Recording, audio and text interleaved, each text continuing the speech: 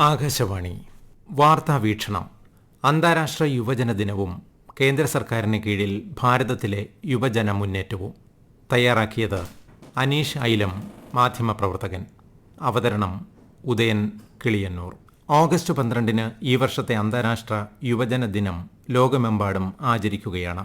വ്യത്യസ്ത പശ്ചാത്തലങ്ങളും പൊതുവായ ആഗ്രഹങ്ങളും എന്നതാണ് ഐക്യരാഷ്ട്രസഭ മുന്നോട്ട് വച്ചിരിക്കുന്ന സന്ദേശം. വ്യത്യസ്ത സാഹചര്യങ്ങളിൽ ജീവിക്കുമ്പോഴും ആഗോളതലത്തിൽ യുവജനങ്ങളുടെ ഒരുമയും വികസനവുമാണ് ലക്ഷ്യം. ഭൂമിശാസ്ത്രപരമോ സാമ്പത്തികമോ ആയ വ്യത്യാസങ്ങൾ മറികടന്ന് യുവജനങ്ങൾക്കെല്ലാം തുല്യമായ അവസരങ്ങൾ ലഭ്യമാക്കാൻ അന്താരാഷ്ട്ര സഹകരണം ശക്തമാക്കുവാനും പങ്കുവയ്ക്കപ്പെടുന്ന വെല്ലുവിളികൾക്ക് പരിഹാരം കാണുവാനുമാണ് ശ്രമിക്കുന്നത്.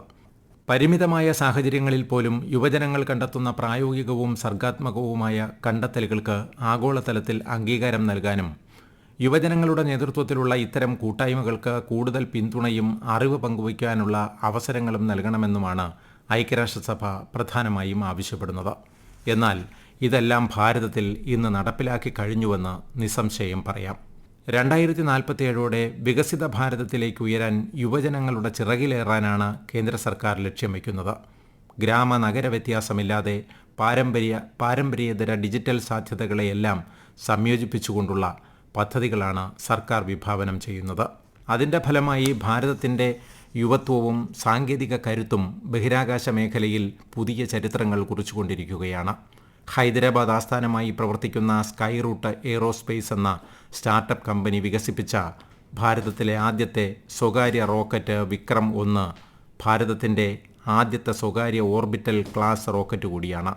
2026 ജൂലൈ 18 ശ്രീഹരിക്കോട്ടയിൽ നിന്നുള്ള മിഷൻ ആഗമൺ വഴി ഇത് വിജയകരമായി ഭൂമിയുടെ താഴ്ന്ന ഭ്രമണപഥത്തിൽ ഉപഗ്രഹങ്ങളെ എത്തിച്ചു. ഇതോടെ അമേരിക്കയ്ക്കും ചൈനയ്ക്കും ശേഷം ബഹിരാകാശത്ത് സ്വന്തമായി സ്വകാര്യ ഓർബിറ്റൽ വിക്ഷേപണ ശേഷി കൈവരിക്കുന്ന ലോകത്തിലെ 3ാമത്തെ രാജ്യമായി ഭാരതം മാറി. ISRO തദ്ദേശീയമായി വികസിപ്പിക്കുന്ന ഗഗൻയാൻ ദൗത്യത്തിലൂടെ മനുഷ്യരെ ബഹിരാകാശത്തെത്തിക്കാനുള്ള അവസാനഘട്ട ഒരുക്കങ്ങളിലും യുവശക്തി തന്നെയാണ് ചുക്കാൻ പിടിക്കുന്നത്. ഗഗൻയാൻ ദൗത്യത്തിനായി തിരഞ്ഞെടുക്കപ്പെട്ട 4 പൈലറ്റുമാരും രാജ്യത്തെ യുവതലമുറയ്ക്ക് വലിയ ആവേശമാണ് നൽകുന്നത്. Group captain Prashanth Balakrishnan Nair, group captain Ajit Krishnan, group captain Angad Pratap Singh, Shubhanshu Shukla കമാൻഡറുമാണ് ബഹിരാകാശത്തേക്ക് പോകാൻ ഒരുങ്ങുന്നത്. ബഹിരാകാശ രംഗം സ്വകാര്യ മേഖലയ്ക്കായി തുറന്നുകൊടുത്തതോടെ 400-ലധികം സ്പേസ് സ്റ്റാർട്ടപ്പുകളാണ് ഭാരതത്തിൽ ഉയർന്നു വന്നത്. ഇതിൽ ഭൂരിഭാഗവും നയിക്കുന്നത് യുവജനങ്ങളും വിദ്യാർത്ഥികളുമാണ്. ഇതുമാത്രമല്ല, യുവജനങ്ങളുടെ എല്ലാ സംരംഭങ്ങൾക്കും കേന്ദ്ര സർക്കാർ ഒപ്പം നിൽക്കുകയാണ്.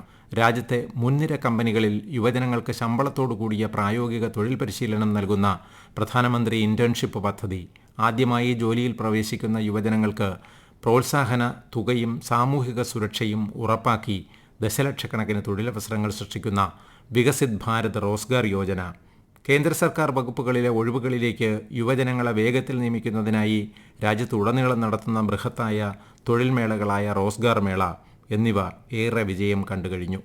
നൈപുണ്യ വികസനത്തിൽ യുവജനങ്ങൾക്ക് സൗജന്യമായി വ്യവസായാധിഷ്ഠിത നൈപുണ്യ പരിശീലനവും സർട്ടിഫിക്കേഷനും നൽകി അവരെ സ്വയം പ്രാപ്തരാക്കുന്ന PM കൗശൽ വികാസ് യോജന, ITIകളുടെ അടിസ്ഥാന സൗകര്യങ്ങൾ കേന്ദ്രീകരിച്ച് വിദ്യാർത്ഥികളുടെ തൊഴിൽക്ഷമത വർദ്ധിപ്പിക്കുന്നതിനുള്ള PM സേതു, യുവ സംരംഭകർക്ക് നികുതി ഇളവുകൾ, സാമ്പത്തിക സഹായം, മെന്റർഷിപ്പ് എന്നിവ നൽകി പുതിയ സ്റ്റാർട്ടപ്പുകൾ തുടങ്ങാൻ സഹായിക്കുന്ന സ്വയം തൊഴിൽ സംരംഭകത്വവും, സ്വന്തമായി ബിസിനസ് ആരംഭിക്കാൻ ആഗ്രഹിക്കുന്ന യുവാക്കൾക്ക് ഈടുരഹിതമായി ചെറിയ വായ്പകൾ നൽകുന്ന സ്റ്റാർട്ടപ്പ് ഇന്ത്യ, 15 മുതൽ 29 വയസ്സുവരെ യുവജനങ്ങളെ ഒരൊറ്റ ഡിജിറ്റൽ പ്ലാറ്റ്ഫോമിലെത്തിച്ച് നേതൃപാടവം, വാലണ്ടിയറിംഗ്, വ്യക്തിത്വ വികസനം എന്നിവ വളർത്തുന്നതിനുള്ള സ്വയംഭരണ സ്ഥാപനമായ മേര യുവഭാരത് എന്നിവയ്ക്കു പുറമെ ഇന്ത്യൻ സായുധ സേനയിൽ 4 വർഷത്തെ സേവനത്തിനായി യുവജനങ്ങളെ നിയമിക്കുന്ന വിപ്ലവകരമായ പദ്ധതി അഗ്നിവീറും യുവജനങ്ങൾക്കായി ഒരുക്കി.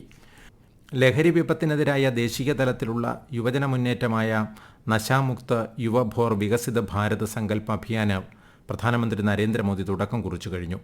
ലഹരി ഉപയോഗത്തിനെതിരായ 100 ആഴ്ച നീളുന്ന രാജ്യവ്യാപക ജനപങ്കാളിത്ത പരിപാടിക്ക് ഇതോടെ തുടക്കമായി. രാജ്യത്തെ 10,000-ലധികം കേന്ദ്രങ്ങളിൽ നിന്നുള്ള യുവജനങ്ങൾ പരിപാടിയിൽ പങ്കാളികളാകും. മൈ ഭാരത് സന്നദ്ധ പ്രവർത്തകർ, my Bharat national service scheme സന്നദ്ധ പ്രവർത്തകർ, യൂത്ത് ക്ലബ്ബുകൾ, വിദ്യാലയങ്ങൾ, കോളേജുകൾ, സർവകലാശാലകൾ, സന്നദ്ധ സംഘടനകൾ 125-ലധികം ആത്മീയ സംഘടനകൾ എന്നിവർ പരിപാടിയിൽ പങ്കാളികളാകും. യുവജനങ്ങൾക്കായി പൊതുപരീക്ഷാ ക്രമക്കേട് ബില്ലിൽ ഭേദഗതി വരുത്തിയതും ഇതിനോടൊപ്പം എടുത്തു പറയേണ്ട ഒന്നാണ്.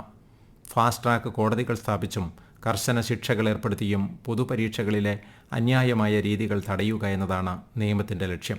വിദ്യാർത്ഥികളുടെയും യുവജനങ്ങളുടെയും ഭാവി സുരക്ഷിതമാക്കുന്നതിനൊപ്പം ശക്തമായ നിയമ ചട്ടക്കൂട് സൃഷ്ടിച്ച് പരീക്ഷാ സമ്പ്രദായത്തിൽ സുതാര്യത, നീതി, സത്യസന്ധത എന്നിവ ഉറപ്പുവരുത്തുകയും ചെയ്യുന്നു.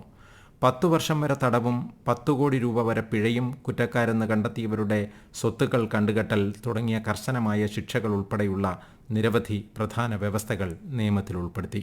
കേസുകൾ വേഗത്തിൽ തീർപ്പാക്കുന്നതിനായി സംസ്ഥാന സർക്കാരുകളും കേന്ദ്രഭരണ പ്രദേശ ഭരണകൂടങ്ങളും പ്രത്യേക ഫാസ്റ്റ് ട്രാക്ക് കോടതികൾ സ്ഥാപിക്കണമെന്ന് നിയമം അനുശാസിക്കുന്നു.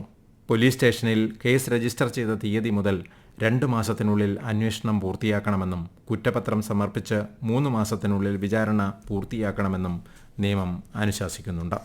മറ്റൊന്ന്, അതിർത്തി ഗ്രാമങ്ങളിലേക്ക് യുവജനങ്ങളെ എത്തിച്ചുള്ള 2026 വികസിത് വൈബ്രന്റ് വില്ലേജ് പരിപാടിയിൽ പങ്കെടുത്തവരുമായി പ്രധാനമന്ത്രി നരേന്ദ്രമോദി നടത്തിയ യുവശക്തി രാജ്യത്തിന്റെ വെല്ലുവിളികളും പരിഹാരങ്ങളുമായി നേരിട്ട് ബന്ധപ്പെടുമ്പോൾ രാജ്യത്തിന്റെ ഭാവി കൂടുതൽ ശോഭനമാകുമെന്നും ഭാരതത്തിന്റെ യുവ സുഹൃത്തുക്കൾ രാജ്യമെമ്പാടും അസാധാരണമായി പ്രശംസനീയമായ പ്രവർത്തനങ്ങൾ ചെയ്യുന്നുണ്ടെന്നും അദ്ദേഹം പറഞ്ഞു.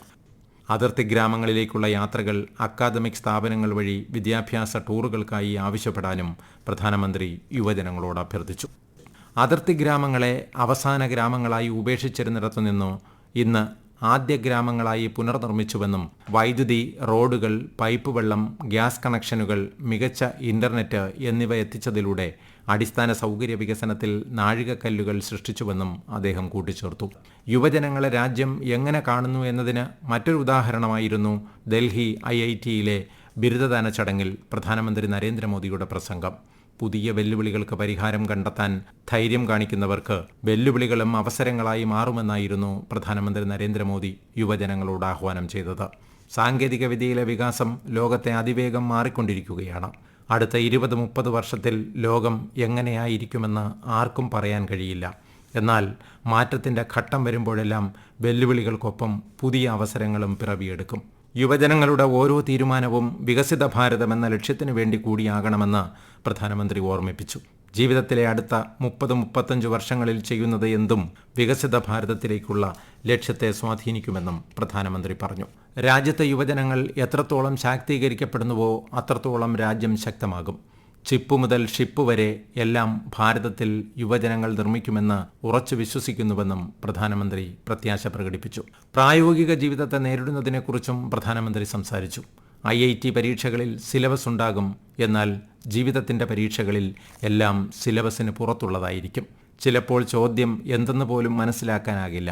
അതുകൊണ്ട് ജീവിതത്തിൽ ഓരോ തീരുമാനമെടുക്കുമ്പോഴും രാജ്യത്തിന് എന്ത് നേട്ടമുണ്ടാകുമെന്നുകൂടി ചിന്തിക്കണമെന്നും പ്രധാനമന്ത്രി പറഞ്ഞു.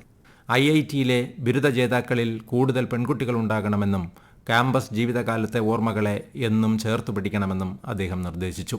യുവജനങ്ങളാണ് ഭാവി ഭാരതത്തിന്റെ നെടുംതൂണെന്ന് ഒരിക്കൽ കൂടി വ്യക്തമാക്കുന്നതായിരുന്നു അദ്ദേഹത്തിന്റെ പ്രസംഗം. അങ്ങനെ രാജ്യത്താകമാനം യുവജനങ്ങളുമായി കൈകോർത്ത് അവരുടെ ഉന്നമനത്തിന് അതീവ പ്രാധാന്യം നൽകുന്ന ഒരു കൂട്ടം പദ്ധതികളുടെ വിജയഗാഥയുടെ കരുത്തിലാണ് ഭാരതം അന്താരാഷ്ട്ര യുവജന ദിനാഘോഷം ആഘോഷിക്കുന്നത്.